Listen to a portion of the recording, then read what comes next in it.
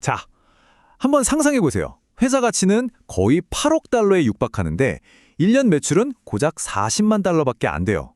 심지어 매년 1,000만 달러가 넘는 적자를 보고 있다면 믿으시겠어요? 이게 바로 미래 디지털 보안의 판도를 바꾸겠다는 BTQ 테크놀로지스가 처한 정말 기묘한 퀀텀 패러독스입니다. 오늘 이 거대한 금융 미스터리를 한번 제대로 파헤쳐 보겠습니다. 화면에 보이는 이 두 숫자, 이게 말이 된다고 생각하세요? 왼쪽에는 무려 7억 8천만 달러, 우리 돈으로 거의 1조 원에 가까운 어마어마한 기업 가치가 있고요.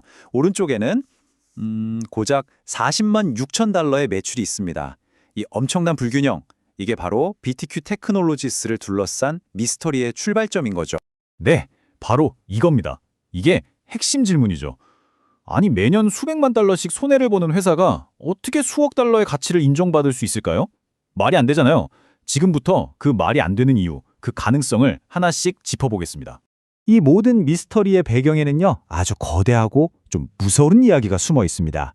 바로 퀀텀 아포칼립스라는 건데요.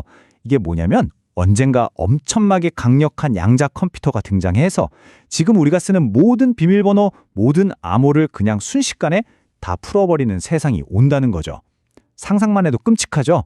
바로 이 미래의 재앙을 막기 위해 BTQ 같은 회사가 존재하는 겁니다. 이들의 가치는 바로 여기서 시작돼요. 자, 그렇다면 이 어마어마한 가치 평가는 도대체 어디서 나오는 걸까요? 먼저 BTQ가 미래의 양자 공격을 막기 위해 어떤 디지털 요새를 쌓고 있는지 그들의 큰 그림, 그 전략부터 한번 자세히 들여다보죠. 이 타임라인을 한번 보세요. 정말 숨가쁘게 움직입니다. 2025년 11월에 MSCI 지수에 편입되면서 시장에 제대로 눈도장을 찍고요. 바로 다음 달 12월에는 한국의 핵심 기술 기업인 키페어에 전략적으로 투자를 합니다. 그리고 해가 바뀌자마자 1월에는 세계 최초로 비트코인 퀀텀 테스트넷을 딱 내놓고 곧바로 큐퍼펙트라는 회사 인수까지 마무리 지을 예정이에요. 와, 불과 몇 배 사이에 벌어진 일입니다. 이건 뭐 거의 속도전이죠. 자, 그럼 BTQ의 핵심 기술은 뭐냐? 바로 양자 내성 암호, 줄여서 PQC라는 겁니다. 이게 뭐냐면 아까 말한 그 미래의 만능 열쇠, 즉 양자 컴퓨터로도 절대 열 수 없는 새로운 자물쇠를 만드는 기술이라고 생각하시면 돼요. 앞으로 우리의 은행 계좌, 개인정보, 모든 디지털 데이터가 바로 이 새로운 자물쇠를 필요로 하게 될 거라는 거죠. 이제 이게 얼마나 중요한 건지 감이 오시죠?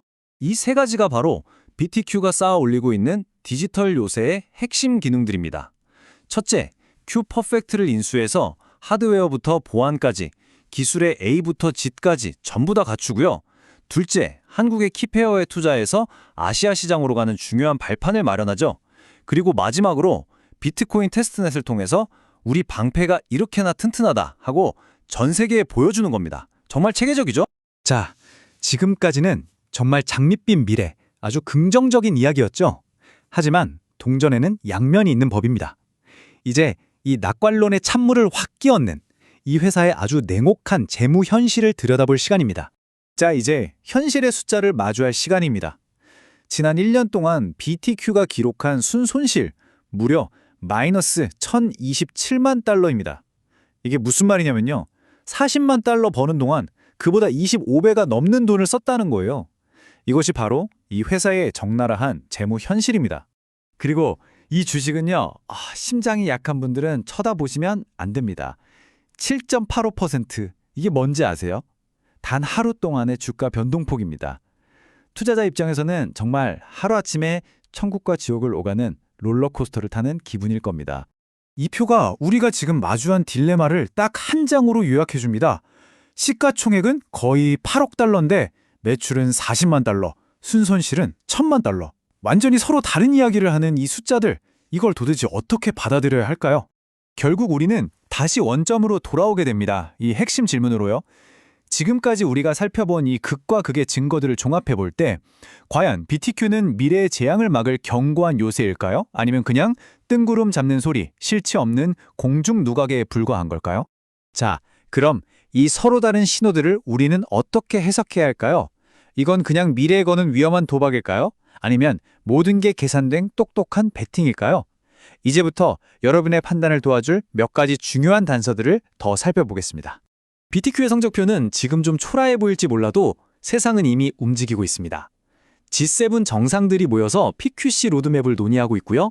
미국 정부는 아예 법으로 2027년까지 PQC로 전환하라고 못을 박았습니다. 이건 뭐냐면 BTQ가 팔고 있는 기술에 대해 전 세계가 거대한 선주문을 넣고 있는 거나 마찬가지예요.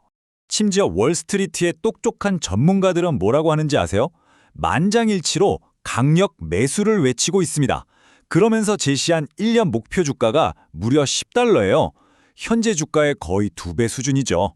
도대체 이 사람들은 뭘 보고 이렇게 자신하는 걸까요? 자, 그래서 결론은 이겁니다. BACTQ의 진짜 가치는 지금 당장의 매출이나 손익계산서에 있는 게 아니라는 거죠. 그 가치는 앞으로 열릴 수조 달러짜리 거대한 미래 시장을 제일 먼저 차지할 수 있다는 바로 그 잠재력 하나에 매겨져 있는 겁니다. 좋아요. 그럼 만약 여러분이 투자자라면 이 상황을 어떻게 봐야 할까요?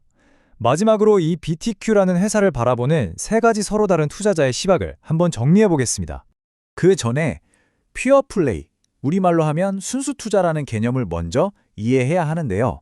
이게 뭐냐면 BTQ는 다른 거 안 하고 오직 양자 기술이라는 우물 하나만 파는 회사라는 뜻입니다. 그렇기 때문에 이 회사에 투자한다는 건 그냥 양자 기술의 미래 그 자체의 모든 걸 거는 것과 똑같은 의미를 갖습니다.